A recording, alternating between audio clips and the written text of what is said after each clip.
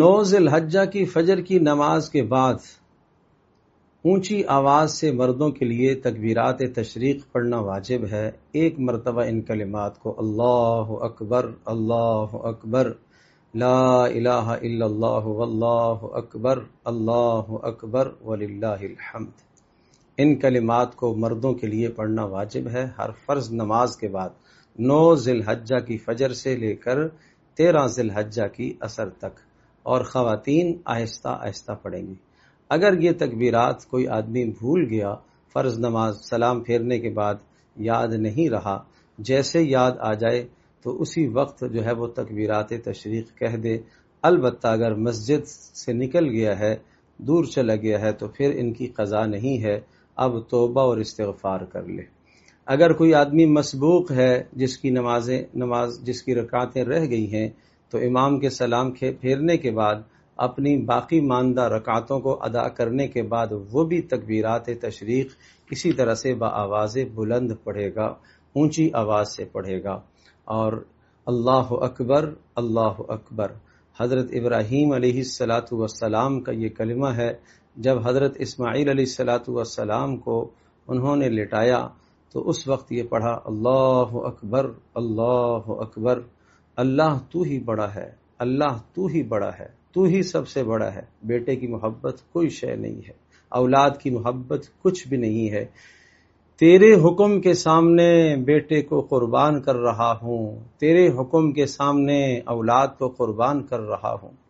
اسماعیل علیہ السلام نے پڑھا لا الہ الا اللہ واللہ اکبر، اللہ کے سوا کوئی عبادت کے لائق نہیں ہے، یہ میرا قربان ہونا، یہ میرا ذبح ہونا، یہ میرا لیٹ جانا اور گردن پر چھری کا چلنا، یہ سب اللہ کے لیے ہے۔ لا الہ الا اللہ، یہ سب کچھ اللہ کے لیے، یہ کسی اور کے سامنے اپنی گردن نہیں جھکا رہا، یہ کسی اور کے سامنے اپنے آپ کو ذبح نہیں کرا رہا، یہ کسی اور کی خاطر ابراہیم علیہ السلام میرے والد مجھے ذبح نہیں کر رہے۔ اللہ اکبر، وہی اللہ بلندیوں والا ہے، رفعتوں والا ہے، بلندیوں والا ہے۔ اور حضرت جبریل علیہ السلام تشریف لائے، جیسے ہی وہ جنت سے ایک مینڈا لا کر انہوں نے رکھا تو انہوں نے پڑھا اللہ اکبر وللہ الحمد، اللہ اکبر وللہ الحمد، اللہ ہی کے لیے ساری بڑائی، اللہ ہی کے لیے ساری عظمتیں، وللہ الحمد۔ اور یہ قربانی قبول ہو گئی ابراہیم علیہ السلام کی جانب سے۔ اس پر اللہ ہی کی تعریفیں، اس پر اللہ ہی کی تعریفیں کہ اسماعیل علیہ السلام کا متبادل، اسماعیل علیہ السلام کا نعم البدل اللہ تبارک و تعالیٰ نے مینڈے کی شکل میں جنت سے منگوایا اور اسے ذبح کرایا۔